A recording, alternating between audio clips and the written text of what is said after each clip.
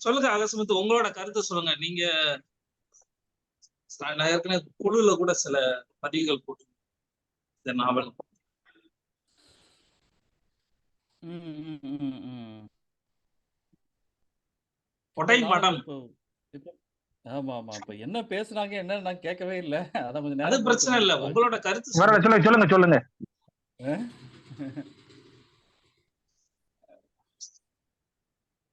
இல்ல கொடைமடம் நாவல் ஒரு அஹ், முதல்ல வந்து இவ்வளவு பக்கங்கள் வேணுமா அப்படிங்கிற மாதிரி எனக்கு தோணுச்சு. இவ்வளவு பக்கங்கள் தேவையில்லை அப்படிங்கிற மாதிரி தோணுச்சு. கதை நாவல்ல அந்த அது ஒரு தன்மயமான ஒரு நாவலா அப்படி இருக்கிற மாதிரி தோணுச்சு. அப்புறம் அதான் அது பொதுவான ஒரு ஒரு விமர்சனம் ஒண்ணு இருக்கு. மாலை தோழர்களை அதிகப்படியான பகடி பண்ணியிருக்காரு, ஒரு கேலி கிண்டல் பண்ணியிருக்காரு அப்படிங்கிற மாதிரியான ஒரு விமர்சனம் வந்து வெளியே எல்லா தரப்புலையும் இருக்கு. முக்கியமா மார்க்சிய லெனினிஸ்ட் தோழர்கள் மத்தியில இருக்கு. அவங்க எல்லாம் அதிகமா வாசிக்க மாட்டாங்க அப்படிங்கிறது ஒரு ஒண்ணு இருக்கு. அவங்க இலக்கியத்தை பெருசா கலை இலக்கியத்து மேல தோழர்களுக்கு ஒரு ஒவ்வாமை இருந்துகிட்டே இருக்கு. கலை இலக்கியம் மேல அவங்க அதிகமா ஈடுபாடு காட்டுறது இல்ல. எந்த தோழர்களுமே அவங்க இந்த மாக்காய்க்கா கலை இலக்கியம்னு வச்சிருந்தாலுமே அவங்க வந்து நாவல்கள்லாம் வாசிக்கிறது இல்ல, சிறுகதைகள் வாசிக்கிறது இல்ல. தற்கால போக்குகள்ல இருக்கிற இந்த நவீன இலக்கிய முயற்சிகள் எதையுமே அவங்க வந்து அவங்கெல்லாம் சும்மா ஒரு ஒரு வலதுசாரித்தனமா தான் அதை பார்க்கறாங்க. அவங்க எல்லாம் நேரம் போகாம ரொம்ப சொபஸ்டிகேட்டடா இருந்துகிட்டு எழுதிட்டு இருக்காங்க அகஸ்முத்து, அப்படிங்கிற மாதிரி ஒரு பார்வையில ஒரே ஒரு கேள்வி. நீங்க ம். மார்க்சிய லெனினியத்துல அல்லது தாமுஎஸ்ஆ இந்த மாதிரி ஏதாவது இதுல உறுப்பினராவோ ஏதாவது பதவியில எதுவும் இருக்கீங்க? இல்ல நான் இருந்ததுல, ஆனா நான் வந்து சின்ன வயசுலயே நம்ம கோயில்பட்டியில இருக்கிற காம்பவுண்ட்லயே ஒரு இடத்துல மீட்டிங் மந்த்லி ஒரு தடவை இல்ல வாரத்துக்கு ஒரு தடவையோ ஒரு ஒரு 10 வீட்டுல இருக்கும். ஒரு வீட்டுல வந்து கம்யூனிஸ்ட் தோழர்கள்லாம் மீட்டிங் நடத்திட்டு இருப்பாங்க. நான் சும்மா ஆர்வத்துல நான் போனேன். அப்புறம் எங்க வீட்டுல அடிச்சு கூட்டு வந்துட்டாங்க. அது மாதிரிதான் அவங்க வீட்டுல எப்படி அடிச்சு கூட்டு வந்தாங்களோ, கம்யூனிஸ்டுகள்ல எப்படி கட்சி அவங்களுக்கு கம்யூனிஸ்ட்னு தெரியாது, கட்சி அரசியல் அதுல இருந்து ஈடுபடக்கூடாது அப்படிங்கறத நினைச்சாங்களோ, அதே மாதிரி நான் அப்பப்போ போயிட்டு வந்துட்டு இருக்கேனா தான் இருந்திருக்கேன். நான் முழுக்க வந்து எனக்கு தாமியசால வந்து உறுப்பினர் ஆகணும்னு சொல்லி கூப்பிட்டது எல்லாமே இருந்திருக்கு. ஏதாவது அமைப்பு ரீதியா செயல்படணும்னு சொல்லி சென்னையில கூட இப்ப மே 17 இயக்கம், ஜல்லிக்கட்டு போராட்டம், ஈழ போராட்டம் எல்லாத்துலயும் கலந்துருக்கேன். ஆனா யாரும் அமைப்புல எல்லாம் நான் இருந்ததில்ல. அமைப்புல நான் ரெகுலரா அமைப்பு செயல்பாடுகள்ல நான் இருந்ததில்லை. அந்த நேரத்துக்கு நான் அது ஒரு ஆர்வமா இருக்கும். அப்ப நான் போயிட்டு ஆரம்பத்துல அது ஒரு சாகச மனோபாவத்தோட இருக்கும். அப்புறம் போக போக அந்த புரட்சி வந்து அப்படி நம்பிக்கையோட செயல்பட முடியுமா அப்படிங்கிற மாதிரிலாம் எனக்கு தோணுச்சு. அதுக்கப்புறம் சில வாசிப்போ கொஞ்சம் கூடுதலா வேற லிட்ரேச்சர் எழுத்து அப்படிங்கிற மாதிரி வரும்போது நமக்கு அதுல இருந்து கொஞ்சம் விலகி நின்று பார்க்குற ஒருத்தனாதான். நீங்க இந்த நாவல் பத்தி ஆரம்பத்துல இருந்து ஒரு எதிர்மறையான ஒரு கருத்தை தான் முன் வச்சீங்க.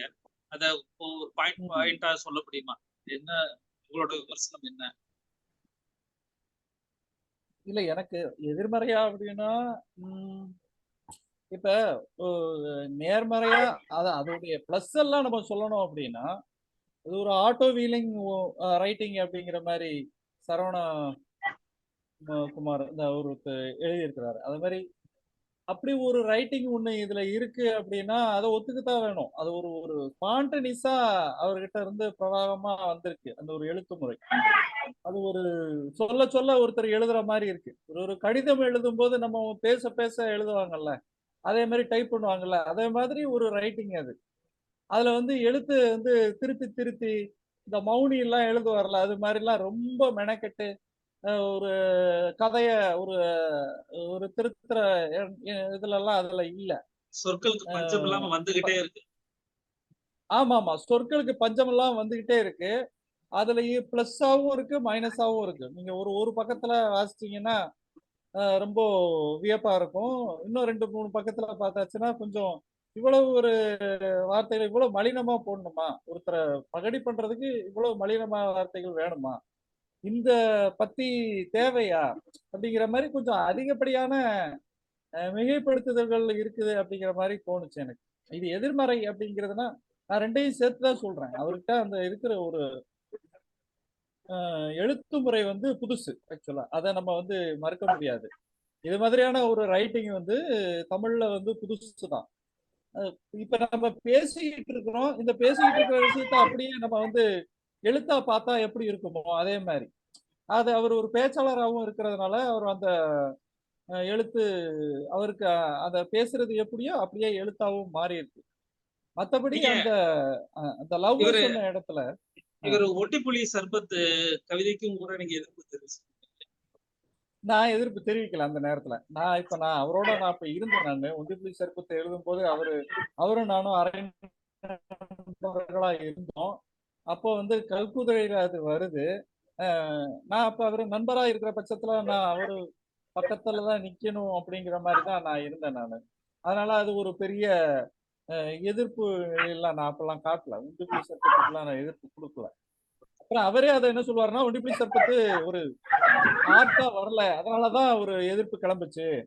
இப்படி வந்து மிரட்டல்லாம் வர ஆரம்பிச்சது. கொலை மிரட்டல்லாம் வர ஆரம்பிச்சது அப்படிலாம் சொல்லுவாரு. அது கொலை மிரட்டல் அளவுக்கு இல்ல. ஆனா அவ்வளவு பயமும் இருந்தது அதுல. இருந்தாரு. பட் அது கிடையாது. அப்படி கிடையாது. இப்ப இப்ப நம்ம சோசியல் மீடியால இப்ப Facebookல எப்படிலாம் திட்டி ஒருத்தருக்கு ஒருத்தர் அடிச்சுக்கிறாங்க. அது ஆரம்ப கட்டத்துல அது ஒரு மிரட்டலா தோணுச்சு. இப்பல்லாம் அது ரொம்ப சகஜமாயிருச்சுல. வெட்டிருவேன், குத்திருவேங்கிறது வந்து நீங்க என்னைய சொல்லலாம், நான் உங்கள சொல்லலாம். அடுத்த நிமிஷமே பேசலாங்கிற மாதிரியான ஒரு நிலை இருக்கு. அதனால ஒண்டிப்புலி சர்பத் வந்து அ பிரபாகரன அந்த மாரி எழுதுனது வந்து ஒரு பெரிய ஒரு எதிர்ப்பு. அதுவும் அந்த சமயத்துல எழுதுனது. ஒரு முள்ளிவாய்க்கால் படுகொலை நிகழ்ந்த சமயத்துல அந்த இத எழுதணும்னா, அது பயங்கரமான ஒரு ஒரு சோபாசக்தியோட ரசிகராவும் இருக்கிறாரு. அதனால விடுதலை புலிகள் இயக்கத்துல ஒரு ஜனநாயகத்தன்மை இல்ல அப்படிங்கிற மாரி அவரு அது சம்பந்தமான நெறைய நாவல்கள் அவருமே ஆறாவடு மாதிரியான நாவல்கள் எல்லாம் கூட வாசிக்கும்போது இவருடைய நிலைப்பாடு அந்த இடத்துல இருக்குது. அத அவர் வந்து ஒண்டிப்புலி சர்ப்பத்துல வெளிப்படுத்துறாரு. அது விமர்சனத்துக்குள்ள வருது. சொல்லுங்க. நீங்க கன்டின்யூ பண்ணுங்க. ம். அதுதான். வேற இந்த நாவல்ல அ பிடிச்ச விஷயங்கள் சில தோழர்கள பத்தின இது இடங்கள்லாம் நல்லா இருக்கும். ஒரு இடத்துக்கு போயிட்டு அந்த தோழர அவருடைய மனைவிய பார்த்து ம், அ அந்த ரூம்ல இருந்து வெளிய அந்த அந்த இது அறுப்பு ரூம்ல இருந்து அந்த பிணத்த எடுக்கணும் அப்படிங்கிறதுக்காக அவரு போவாரு. அது கிடைக்காது. அவங்க கையெழுத்து போட்டா தான் நடக்கும் அப்படிங்கும்போது, அந்த மாரி சில இடங்கள் எல்லாம் கண்ணீர் வரவழைச்சது. அப்புறம் அவங்க சின்னம்மாவ பத்தின ஒரு இடம் நல்லா இருக்கும். அது ரொம்ப காட்சிப்பூர்வமாவே அழகா இருக்கும். சின்னம்மாவ பிரிஞ்சு போற இடம் ரொம்ப நல்லா இருக்கும். சின்னம்மா இறந்து போவாங்க. அந்த நினைவுகள வந்து பேசுற இடங்கள்லாம் நல்லா இருக்கும். ஒரு பஸ் ஸ்டாப்ல இருந்து அப்படி போய்க்கிட்டு இருக்கும்போது, அங்க அவங்க உட்கார்ந்திருக்கிற மாரி அவர் நெனப்பாரு. இதெல்லாம் நான் பேசியிருக்கேன். நெறைய ஒரு ஒரு ஸ்டோரியா இது வந்து ஒரு சுவாரஸ்யமான ஒரு நாவலா அப்படின்னா, சுவாரஸ்யமான நாவல் தான். அதுல டவுட் கிடையாது. சுவாரஸ்யமாவே அது கொண்டு போகும். அ அழ வைக்கும், சிரிக்க வைக்கும். எல்லா வகையிலயும் நமக்கு உணர்வுகள கொடுக்கக்கூடிய ஒரு நாவல் தான். பட் அதுல என்ன விஷயமா இருக்கு அப்படின்னா, கருத்தியலா என்ன சொல்ல வராரு? இது யார் பக்கம் இருந்து பேசுறாரு? அப்படிங்கிறதுல தான் ஒரு சிக்கல் இருக்கு. இது யாருக்காக பேசுறாரு? இது ஆர்ட்டா நான் சொல்லியிருக்கேன் அப்படிங்கிற மாரி சொல்றாரு. இதுல ஒரு ஆர்ட்ட நான் குடுத்துருக்கிறேன். இது ஒரு கலை தான். இது என்னுடைய கலை முயற்சி தான் அப்படிங்கிறாரு. நான் அரசியல் இல்ல அப்படிங்கிற மாரி சொல்றாரு. இப்போ அரசியல் நீக்கப்பட்ட அப்படிங்கிற மாரி ஜெயமோகன் சொல்ற இடத்துக்கு வராரா அப்படின்னா, இப்ப அரசியல் நீக்கப்பட்டது பெரும் அரசியலா இருக்கு இங்க. நீங்க வந்து அரசியல் நீக்கப்பட்ட அப்படின்னு சொல்றவங்களே இங்க அதிகமான அரசியல் பண்றாங்க மத்தவங்கள விட. அவங்க தான் வந்து இப்ப அதிக ஒரு ஒரு கூடுதலான ஒரு அரசியல் ஆதிக்கத்தோட இருக்கிற ஒரு பேச்சு வந்து அவங்க கிட்ட தான் இருக்கிறதா தான் எனக்கு தோணுது. அதுல அரசியல் இல்ல அப்படிங்கறத சொல்றத வந்து ஏத்துக்கவே முடியாது. எல்லாத்துலயுமே அரசியல் இருக்கு. அதனால ஒவ்வொரு செயல்லயும் இருக்கு அப்படிங்கிறதுல வந்து அதுல மாற்று கருத்தே இல்ல. அதனால கதையில, நாவல்ல வந்து நம்ம வாசிக்கலாம். பணம் குடுத்து வாங்கலாம், வாசிக்கலாம்.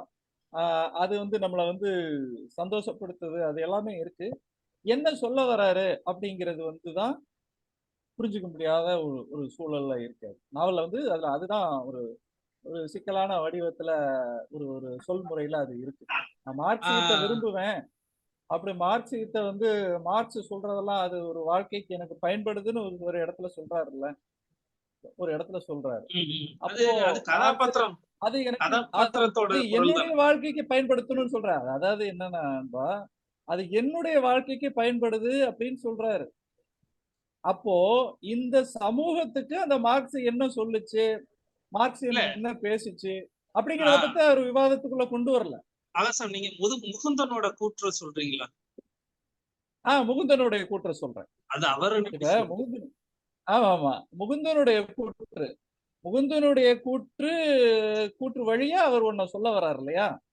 அதத்தான் நான் சொல்ல வரேன். முகுந்தனுடைய கூற்று வழியா ஒண்ண சொல்ல வர்றாரு. அவரு மார்க்சியம் அவருக்கு பிடிச்சிருக்குன்றாரு. ஆனா மார்க்சிய ஒரு தர்க்கங்கள் அதுல நிகழவே இல்லையே! தத்துவார்த்தமான விஷயம் இதுல என்ன நிகழ்ந்திருக்கு இந்த நாவல்ல? அப்படிங்கிற மாரி நமக்கு ஒரு கேள்விகள் இருக்கு இதுல. இல்ல, நம்ம தத்துவார்த்தமா இதுல என்ன ம். தத்துவார்த்த குறைபாடு அங்க சொல்லும்போது இது உண்மையிலே அவரோட போதாமை அல்லது இயலாமைன்னு சொல்லலாமா இத? அது அது நீங்க எப்படி எடுத்துக்கிட்டீங்கன்னு தெரியல. அது அது இயலாமைன்னுலாம் நான் ஒத்துக்க முடியாது அதெல்லாம். அது அதற்கான இயலாமைன்னு சொல்ல முடியாது. அவரோட அவரால அறைத்தோழரா முடியும். அதற்கான திராணி இல்ல உள்ளவர் தான். அரைத்தோழர்ங்கிறதெல்லாம் விட்டுருங்க.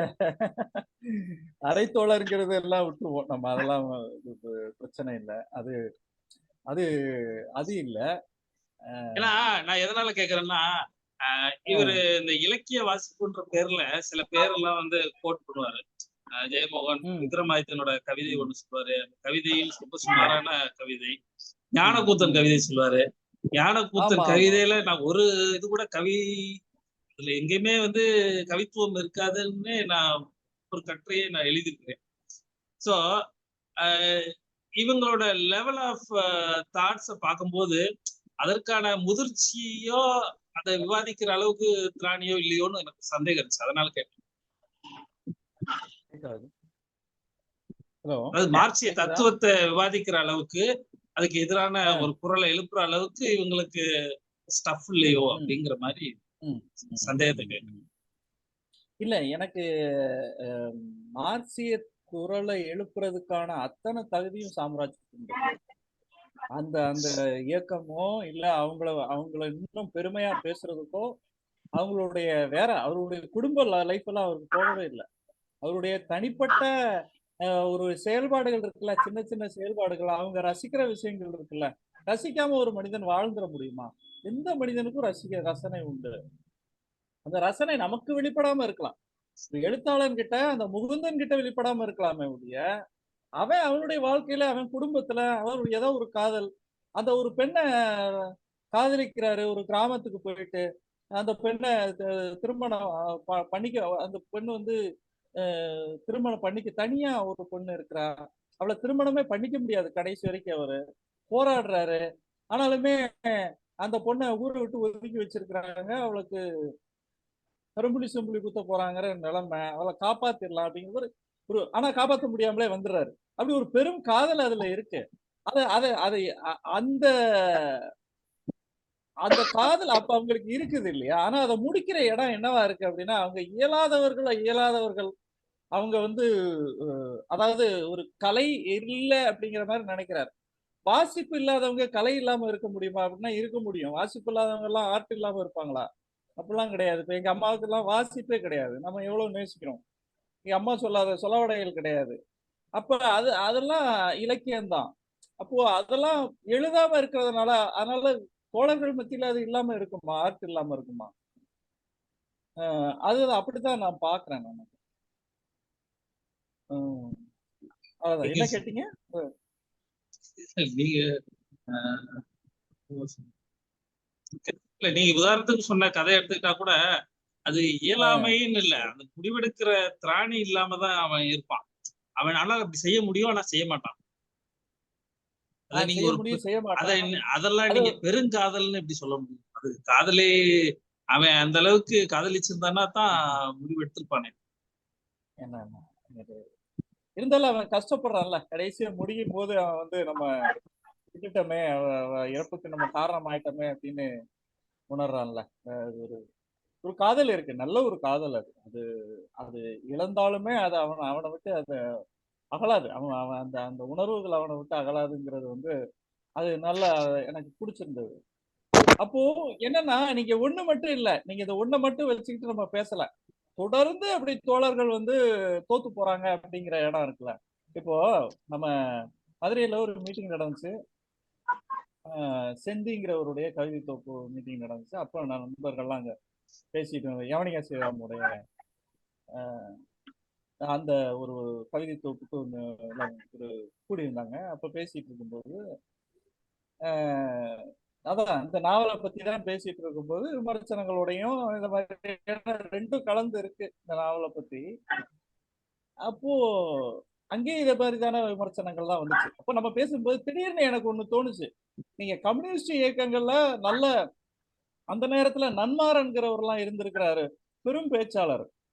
ஒரு ஒரு அதாவது எந்த கம்யூனிஸ்ட் நான் சொல்றேன்னா இந்திய கம்யூனிஸ்ட், மார்க்சிஸ்ட் கம்யூனிஸ்டுடைய கோட்டையா அது இருக்கு. அப்ப அவங்க இப்ப லீலாவதிங்கிறவங்க வந்து ஒரு பெரிய ஒரு கொலை செய்யப்பட்டிருக்காங்க. அதெல்லாம் கம்யூனிஸ்ட்கள் அதெல்லாம் கடந்து போயிட்டாங்க. ஆக்சுவலா லீலாவதி மரணம்லாம் அதுக்கப்புறம் கம்யூனிஸ்ட்களே மறந்து போட்டாங்க. அவ்வளவு ஒரு தியாகம் அப்படிங்கிறது இதெல்லாம் வந்து அவர் பதிவே பண்ணல. அப்ப அவங்களுக்கு இவங்களுக்குமான முரணை பத்தி பேசல. நீங்க கம்யூனிஸ்ட்களை நீங்க இப்படி பேசுங்க, அவங்க வந்து இப்ப என்னவா இருந்திருப்பாங்க?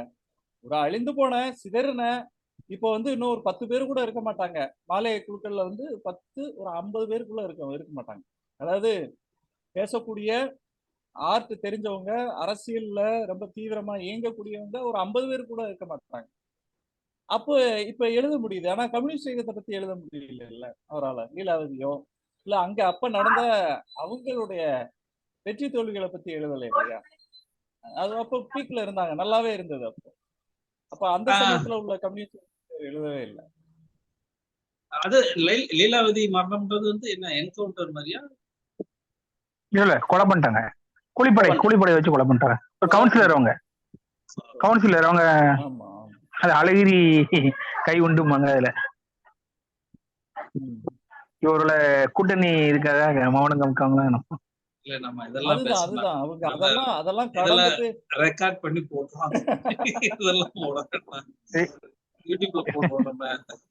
நீங்க இதுல தொடங்கியாச்சுன்னா அது போக வேண்டியதுதான். வேற என்ன அதுல என்ன பிரேக்? இல்ல நான் இன்னொன்னு இப்ப பின்னணியில அந்த மாதிரியான ஒரு போன இருந்தது. கூட்டத்துல திருச்செந்தாலையோட விலாசம் பத்தி நடத்தினோம். அப்ப வந்து ஒரு அவர் ஒரு போயிட்டு எல்லாத்தையுமே கிட்டத்தட்ட வண்ணதாசன் மாதிரி வந்து ரொமான்டிசைஸ் பண்ணி வரிக்கு வரி அப்படியே கொண்டு போறவர். கதையும் இருக்குது அவர்கிட்ட. சோ கவித்துவம் வந்து அதிகமா வெளிப்பட்டுச்சு. ஒரு கவிஞரா சாம்ராஜோட எழுத்துல வந்து நீங்க அந்த மாதிரியான ஒரு கவித்துவமான நடையை நம்ம பார்க்க முடியறது இல்ல. ரொம்ப சரளமா இலகுவா இருக்குது. சோ ஈவன் சொல்ல போனா போன மீட்டிங்ல நம்ம ராயகிரி சகர் வந்து என்ன சொன்னாரு, கவிஞர்கள் வந்து புனைவெழுத்துக்குள்ள வரவே கூடாது, அவங்க வந்து நம்மள வந்து ரொம்ப சிரமப்படுத்துறாங்க அப்படிங்கிற மாதிரி எல்லாம் சொல்லிக்கிட்டாங்க. சாம்ராஜ் பாத்தீங்கன்னா ஒரு போயிட்டா நம்ம சொல்லும் போது அவரோட நடை வந்து ஒரு புனைவெழுத்தாளனுக்குரிய நடைதான். எந்த இடத்துலயுமே கவிஞருக்கான தன்மை அதுல வெளிப்படவே இல்லை. ஒரு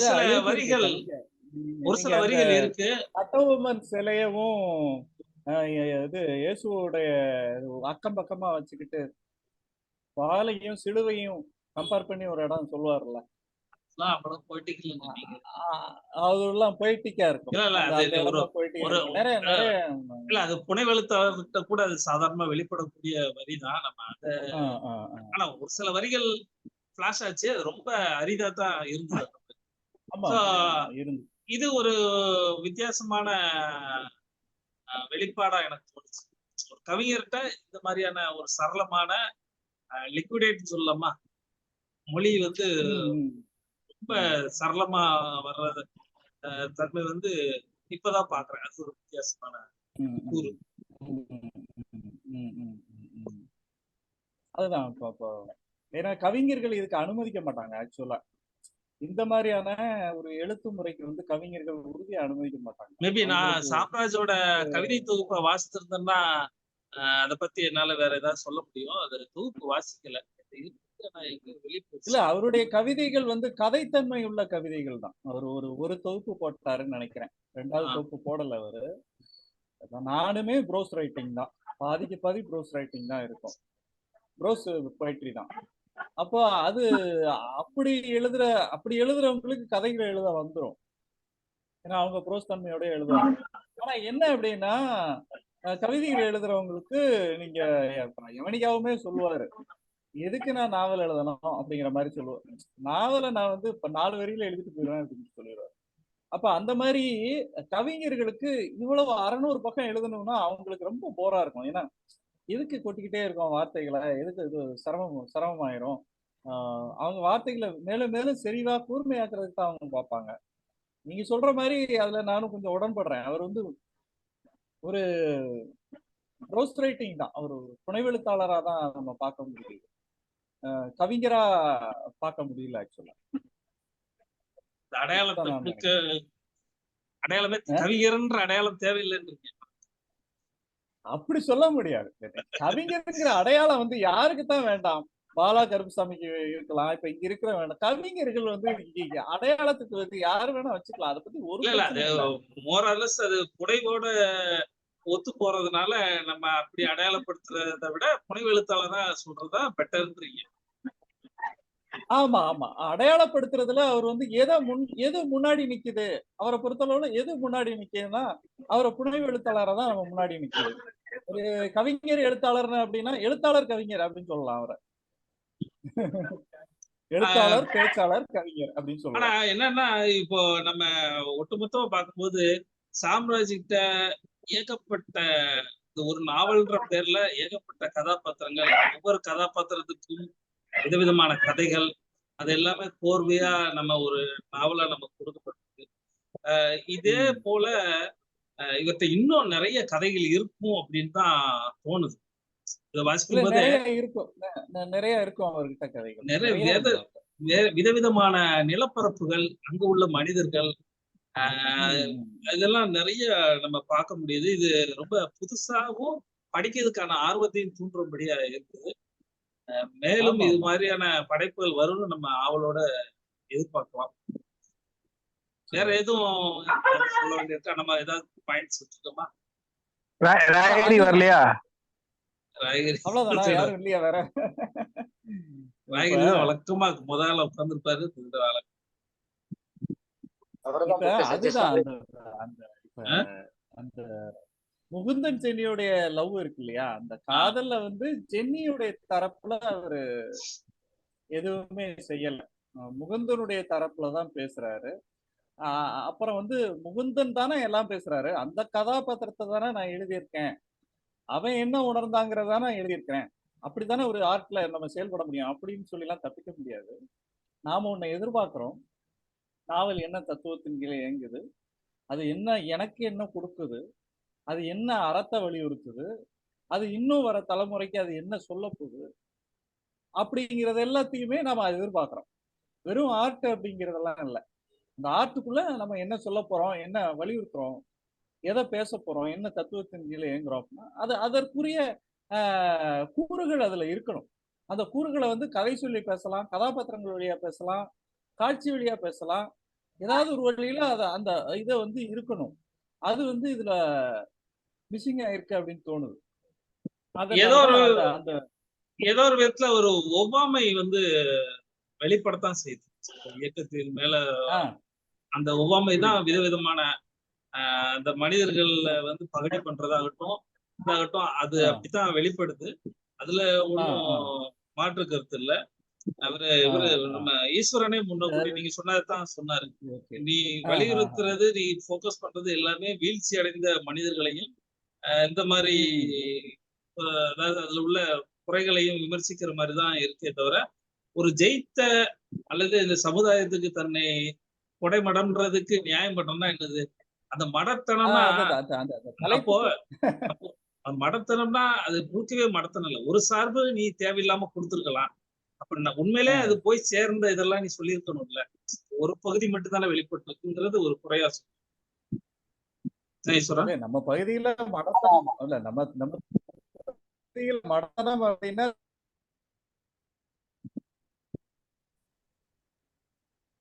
மடத்தனமாங்கிறதுக்கு திட்டுறதுக்கும் சொல்லுவாங்க. இப்ப நம்ம இதை எப்படி எடுத்துக்கிறது? கொடை மடம்ங்கிறது மடத்தனமான ஒரு ஒரு வள்ளல் தன்மை உள்ளவங்க அப்படிங்கிற மாதிரி ஒரு தோழர்களை சொல்லக்கூடிய சங்க பாடல்ல இருந்து எடுத்து இங்க கொண்டாந்து வச்சு அதுக்கு தோழர்களை அந்த இடத்துல உட்கார வச்சிருக்காரு.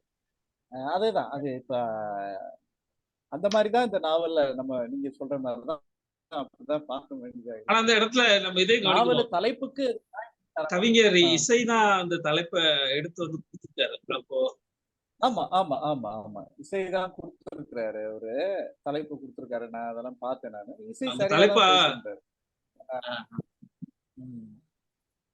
ஒரு நண்பர்ங்கிற முறையில அவர் வந்து கொடுத்திருக்கிறாரு. இப்படி ஒரு தலைப்பை எடுத்திருக்காருன்னா அவரு இவரோட ஐடியாலஜி அவருக்கு ஒத்து போகுதுங்கிற மாதிரி. அப்படி அதுதான் இப்ப அது இப்ப அப்படி சொல்ல முடியாதுல்ல. குற்றம் பார்க்கும் சுற்றம் இல்லைங்கிற மாதிரி நீங்க எல்லாத்துக்கும் பார்த்தோம்னா இன்னைக்கு இருக்கிற சூழல்ல அப்படிலாம் நம்ம வந்து ஐடியாலஜியோட ஒத்து போயிட்டாங்களா அப்படிங்கறதெல்லாம் இல்ல. ஃபர்ஸ்ட் ஆஃப் ஆல் ரீதியா பொலிட்டிக்கல் கரெக்ட்னஸ் நானும் பாக்குற ஆள் கிடையாது. நான் வந்து ஒரு இடதுசாரி எல்லாம் கிடையாது. சொல்றேன், நம்ம பொதுவா பார்க்கும்போது இந்த படைப்பு நம்ம வாழ்க்கைக்கு நியாயம் செஞ்சிருக்காங்கிறது தான் நம்ம பேசுறோம்.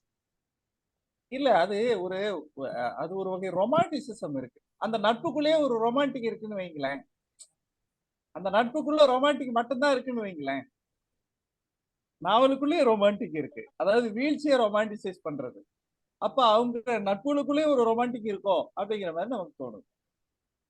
ரொமான்டிக் மட்டுமே இருக்கோ அப்படின்னு தோணுது. ஈஸ்வரன் சொல்லுங்க, நீங்க ஃபைனலைஸ் பண்ணுங்க உங்களுடைய இறுதி கருத்துக்கள். இறுதி கருத்துன்னு இல்ல, அதான் சொல்லுவோம்ல, உடைமடம்னு எடுத்துக்கிட்டோம்னா நீங்க அவர் சொன்ன மாதிரி ஒரு மடத்தனமான வல்லத்தன்மை கொண்டவர்களா தோழர்கள் நம்ம புரிஞ்சுக்கிறோமா? அப்படி பார்த்தா நீங்க அதை வீழ்ச்சியை சொல்லும் போது வேணா இப்படிலாம் புரிஞ்சுக்கணும் இல்லை. என்னை பொறுத்த வரைக்கும் என்னன்னா, அவர் சொன்ன மாதிரி ஒரு நாவலுக்குள்ள நம்ம எதை விவாதிக்கிறோம், எதை சொல்ல போறோம், இல்ல இது தெரியாத ஆட்களுக்கு அது எவ்வளவு என்னவா போய் சேர போகுதுங்கிறது ஒண்ணு இருக்கு. அப்படி பார்க்கும்போது ஒரு ஒரு தத்துவத்தை ஒரு இதுவரைக்கும் உலகம் முழுக்கும் ஒரு ஏதோ ஒரு விதத்துல பயன் அளித்த இல்ல பயனளித்துக் கொண்டிருக்கிற அதுல ஏகப்பட்ட விமர்சனங்கள் இருந்தா கூட தேவையா இருக்கிற ஒரு தத்துவத்துக்கு வெறும் வீழ்ச்சி அடைந்த மனிதர்களை மட்டுமே சொல்வதற்கு அப்படிங்கிறது ஒண்ணு வந்து ஒரு தப்பா போய் சேர்ந்துருமோங்கிற ஒரு ஐயப்பாடு எனக்கு. கொஞ்சம் கருணாகரன் மாதிரியான கேரக்டர்ஸ் இன்னும் கொஞ்சம் சொல்லி இருந்திருக்கலாம். மெனக்கிட்டு சொல்லணுங்கிறது இல்ல, பல உதாரணங்கள் நிறைய இருந்திருக்கு. நான் என்ன சொல்றேன்னா, நான் மறுபடியும் அதான் சொல்றேன், எளிய மக்களுக்கு ஒரு அடிப்படை தேவைக்குன்னா இன்னைக்கும் நம்ம வந்து தேடக்கூடிய முதல் ஆட்கள் ஏதோ ஒரு இடத்துல ஒரு கம்யூனிஸ்டா தான் இருக்கிறான். அது மாலேவா இல்லாம இருக்கலாம், மார்க்சிஸ்டா இருக்கலாம், ஏதோ ஒரு இடத்துல அந்த தத்துவத்தை பின்பற்றக்கூடிய ஒரு ஆள் தான் இன்னைக்கும் லோக்கல்ல இறங்கி ஒரு துணிச்சலான விஷயத்துக்கு இப்போ ஒரு குற்றச்சாட்டு இருக்குன்னு சொல்லி ஆகாஷ் சொல்ல சொன்னார்ல.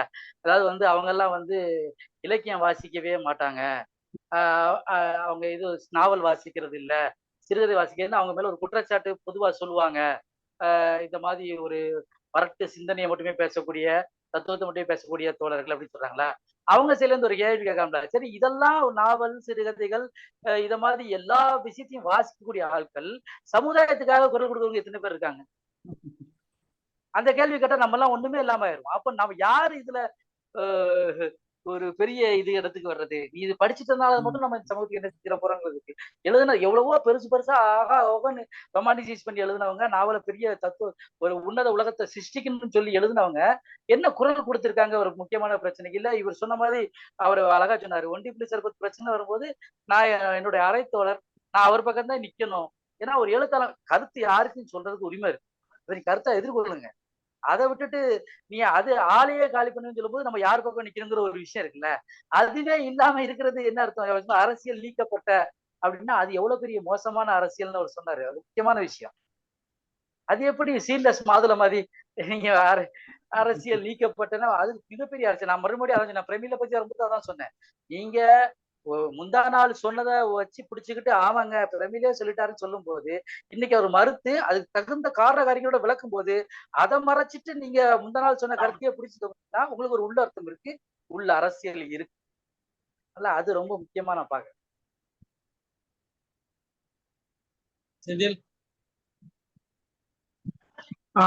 ஒரு முக்கியமான ஒரு ரைட்டிங் தான். நம்ம அது இந்த அந்த கருதுகோள் இதுல எந்த அளவு செயல்பட்டு இருக்குன்னு இல்ல தான் இல்ல பார்க்கணும். ஒண்ணு இல்ல மட்டும் பரமேஸ்வரன்ல சொல்லிடுறேன். இருந்து இல்ல செந்தில்வேல் வந்து இந்த நாவல 2 நாள்ல படிச்சு முடிச்சான்.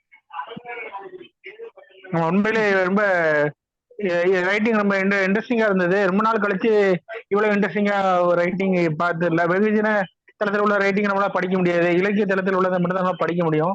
அந்த வகையில ரொம்ப இன்ட்ரெஸ்டிங்கான ரைட்டிங். முதல்ல ஒரு புது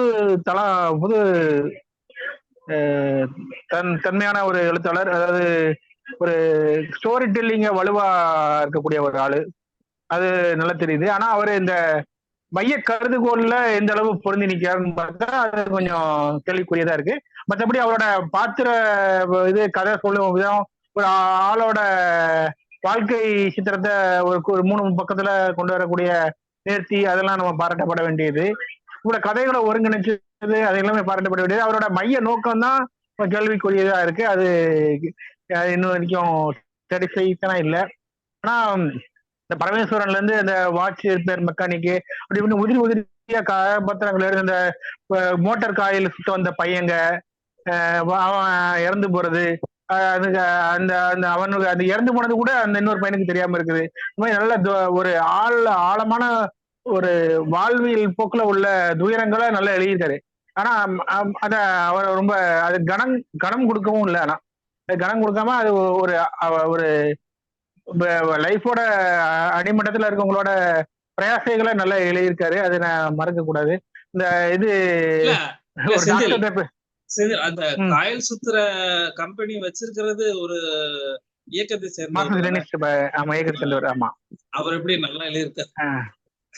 இல்ல நான் அதை சொல்லல. ஒரு லைஃப் இந்த மாதிரி ஒரு லைஃப்லாம் இருக்குங்கிறது நம்மளுக்கு தெரியாதுல்ல. அதெல்லாம் நம்ம அதாவது நமக்கு தெரியாத ஒரு விஷயத்த, அதாவது மோட்டார் காயில் கம்பெனிகள்ல இந்த மாதிரி விஷயங்கள் நடக்கு.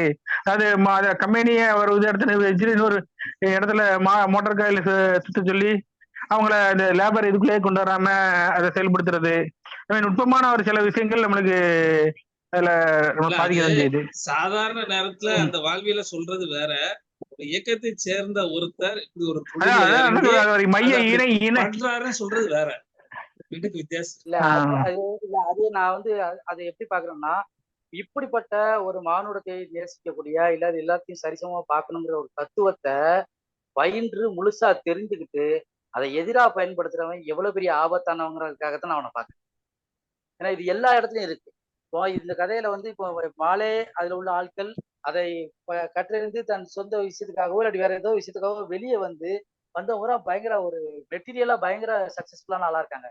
ஏன்னா அவங்களுக்கு தெரியும் ஒரு சாமியாரா காமிக்காரு, ஒரு சாமியார் இவங்கள்ட்ட சாமியார்ல காமிக்காரு. அவர் இதுக்கு எதிரான இதே மாதிரி ஆட்கள் தான் நம்ம வச்சு நம்மளுக்கு எதிராக அவங்களை யூட்டிலைஸ் பண்ணி அதன் மூலமா மெட்டீரியல் லைஃப்ல பெருசா வெற்றி அடைகிறதுல இது எல்லா இதுலயும் இருக்கு. நீங்க ஒரு கம்யூனிஸ்ட் மார்க்சிஸ்ட் தத்துவமும் இல்ல, கிறிஸ்டியானிட்டி இருக்கத்தோனும் இல்ல, எந்த நிறுவனமயப்படுத்தப்பட்ட ஒரு தத்துவத்திலையும் ஒரு நம்பிக்கையும் இதுதான் செய்யும். அப்படிதான் நடக்கும். அப்புறம் எனக்கு என்ன தோணுதுன்னா, இப்ப அவங்களுக்கு கோளாறுகள் இருக்கட்டும், அப்படியே இருக்கட்டும், ரைட்டு. அது எல்லா கட்சிகள்லயும் இருக்கு, எல்லாருக்கிட்டையும் கோளாறுகள் இருக்கு. ஆனா அவங்க வெகுளித்தனமா இருக்காங்க, நல்லவங்களா இருக்காங்க, அதெல்லாம் அவர் ஒத்துக்கிறாரு. அதெல்லாம் ஓகே, சரி. நல்லவங்களா இருக்காங்க அப்படின்னா அவங்க அதை செய்யணும்னு அவர் எதிர்பார்க்கிறாரு. அவங்கதான் ஒரு மாற்றத்தை கொண்டு வரணுங்கிறதையும் அந்த கதை சொல்லி எதிர்பார்க்கிறாரு. ஆனா அப்படி மாற்றத்தை கொண்டு வரணும்னு எதிர்பார்க்கிற ஒரு நாவலாசிரியர் அவங்களை ஏன் இவ்வளவு பகடி பண்ணுவானே? அவங்க கிட்ட தர்க்கபூர்வமான உரையாடல் வந்து ரொம்ப குறைவா இருக்குதே. அப்ப அவங்க கிட்ட என்ன சொல்றாரு அப்படின்னா, நீங்க கம்யூனிசம் ஒரு பெரிய கனவு, ஆனா கேரளாவில் அப்படி இல்ல, இதெல்லாம் இல்லாம சாதாரணமாவே ஒரு போராட்டம் நடத்திட முடியுது, அவங்க உன்னை பெற முடியுது, ஏன் நீங்க அவ்வளவு பெரிய கனவுக்கு போவானே, அதை பத்தி யோசிப்பானே அப்படின்னு சொல்லி அந்த கனவே வந்து அவர் வந்து வேண்டாம் அப்படிங்கிற மாதிரி பேசுறாரு. அப்ப அது அது அது ஒரு இப்ப இப்ப பேசிக்கிட்டு இருக்காங்க, இப்ப இப்ப இருக்கிற கூட்டணி கட்சிக்கு ஆதரவு தெரிவிக்கிறவங்க என்ன பேசுறாங்கன்னா, இயங்கியல் பூர்வமா இதுதான் சரி அப்படின்றாங்க. அப்ப அப்ப இதெல்லாம் வந்து நகையாடுகிறார் அவரு. அப்படித்தான் அதை நம்ம பார்க்க முடியுது. ஆக்சுவலா நமக்குள்ள கோளாறுகள் அங்கேயும் இருக்கு. முகுந்தனுக்கு என்ன கோளாறு இருக்கோ, முகுந்தனுக்கு என்ன இயலாம இருக்கோ, இந்த சமூகத்துல எதை செய்ய முடியாம இருக்கோ, அப்படித்தான் அவங்களும் செய்ய முடியாம இருக்காங்க. ஆனா முகுந்தன் களத்துல இறங்கல, அவங்க களத்துல இறங்கியிருக்காங்க. முகுந்தன் விலகி நின்னு பார்த்திருக்காரு, அவங்க களத்துல இறங்கியிருக்காங்க. இதுல அவங்களால யாருக்கு என்ன இதுல பாதிப்பு நேர்ந்தது? ஒரு இது அவங்களால என்ன பாதிப்பு நேர்ந்தது? பாராட்டக்கூடிய விஷயம் என்னன்னா, முகுந்தனை வந்து ஒண்ணும் பெரிய ஹீரோவாவோ ஒரு அஹ் இன்டலெக்சுவலாவோ வந்து எல்லாம் காட்டல. அவன் ரொம்ப ரொம்ப காட்டல. சாதாரண ஒரு மனிதனா தான் வந்து கதை முழுக்க வர்றான். ஒரு சாமானியனோட ஒரு விடுதலையாகவும் அந்த கதை முடியுது. அது அஹ் இயக்கத்துல இல்ல இருந்தும் அதுல சரி. இல்ல நான் என்னன்னா, நீங்க முகுந்தன் தரப்ப பத்தி பேசுற ஒண்ணு இருக்குல்ல, கதை சொல்லி முகுந்தன் தரப்புல இருந்து பார்வையில இருந்து கதையை கொண்டு போறாரு. அது அவனுடைய பார்வையிலே கதை முழுக்க நகருது. கதை சொல்லியுடைய குரல் என்னவா இருக்குங்கிறதா இப்ப கேள்வியா இருக்கு. கதை சொல்லி பேசுறாருல, வேற வேற தோழர்கள் எல்லாம் பத்தி பேசுறாருல, அப்படி பேசும்போது அவருடைய குரல் என்னவா இருக்குன்னா, அப்பவும் முகுந்தன் தரப்புல நின்னு பேசுற மாதிரி இருக்கு. கதை சொல்லிக்குன்னு ஒரு குரல் அங்க வந்து தனியா ஒலிக்கல. ஆமா. ஏன்னா இதுதான் அதைத்தான் நம்ம முக்கியமான பேசுறோம். விஷயம். நான் என்ன சொல்றேன்னா, முகுந்தன், ஜென்னி அதுதான் நாவலு. இங்க நாவலுக்கு உபகதைன்னு ஒரு 30, 40 பேர் ஆமா இன்ட்ரோடியூஸ் ஆமா ஆமா ஆமா இன்ட்ரோடியூஸ் பண்ணவே இல்ல. கதை சொல்லிதான் இன்ட்ரோடியூஸ் அஹ் பண்றாரு. அப்ப கதை சொல்லியோட ஆமா குரல் தான் அங்க வருது. அங்கேயும் அது எப்படி ஆஹ் வர முடியும்? அது அது அதுதான் முகுந்தனுடைய பார்வையில தான் நகருது. அப்ப அவன் அவன் அப்ப அது அவனுடைய கோளாறுகளுடைய எல்லாரையும் அணுகிறாரு. அந்த கோளாறுகளுடைய நாவல் முழுக்க டிராவல் ஆகுது. இன்ட்ரோடியூஸ் பண்ற கதை சொல்லியுடைய குரல் என்னவா இருக்கு அங்க அப்படிங்கிறது தான். Very good. ஒரு நல்ல ஒரு விவாதமா இருந்தது. ராயகிரி ஏன் வரல? கேட்கல. வரலையா? அவர் வரவே இல்லையா? எத்தனை பேர் இருக்கோம்? 4 பேர். ஒரு நண்பர் வந்தாரு, ஆனா அவர் வாசிக்கல. வழக்கமா இப்படித்தான் ஆகாசம் இருக்கும். சரி சரி சரி இல்ல பரவாயில்ல, நல்லா இருக்கு இது. நல்ல நல்ல ஈஸ்வரன் நல்லா எல்லாருமே ரெக்கார்ட் பண்ணிருக்கீங்களா? காத்திரமான. ஆமா, எப்பயுமே அதை தொடர்ந்து போட்டுருவாங்க யூடியூப்ல. ஓகே இங்க நேரடியா கலந்துக்கிறத விட அதுல நல்ல ரீச் இருக்கு. ஓரளவு போய் சென்று ஒரு 70-80 பேர் எப்படி பாத்துறாங்க. சரி சரி சரி ஏதோ ஒரு விதத்துல ஆவணப்படுத்தணும் அப்படிங்கறதுதான். முடிஞ்சா ஆமா, ஆமா, நிச்சயமா. கட்டுரையா எழுத முடியுமான்னு பாருங்க. இல்ல கட்டுரை எழுத சொல்லியிருக்கேன். தினமும் இதெல்ல வருது. வேற செந்தில், யாரும் எழுதுனாலும் எழுதி கொடுங்க. உங்க ரைட்டப் இன்னும் கொஞ்சம் அப்டேட் பண்ணி அவருக்கு அனுப்பி விடுங்க. சரி. இதழுக்கு. அனுப்பி விடுங்க செந்தில்வேல் சார். ஈஸ்வரன், நீங்க எதுவும் எழுதுறீங்களா? இல்ல இல்ல இல்ல சும்மா எழுதுங்க ஈஸ்வரன். நல்லா பேசுறீங்க, பாப்போம் அதை அப்படியே எழுதிட வேண்டியதுதானே. பாப்போம். அவரு ஆகாசமுத்து தினவுன்னு ஒரு இதழ் நடத்துறாரு. தெரியும், நான் வாங்கியிருக்கேன். வாங்கியிருக்கேன். இளங்கோ பேராசிரியர் இளங்கோ பண்ணியிருக்காரு. அவர் இந்த கட்டுரை எழுதினார், அவர் மூலமா வாங்கினேன். ஆமா ஆமா எழுதுங்க, குடைமடம் நாவலுக்கு எழுதி அனுப்புங்க. நம்ம ஒரு கட்டுரைக்கு 2 கட்டுரைனாலும் கொடுக்கலாம், ஒன்றும் பிரச்சனை இல்லை. சரி, கூட்டத்தை நிறைவு பண்ணிடுவோமா? நன்றி. ஓகே. எல்லாருக்கும் நன்றி. அடுத்த மாசம் சந்திப்போம். சரி.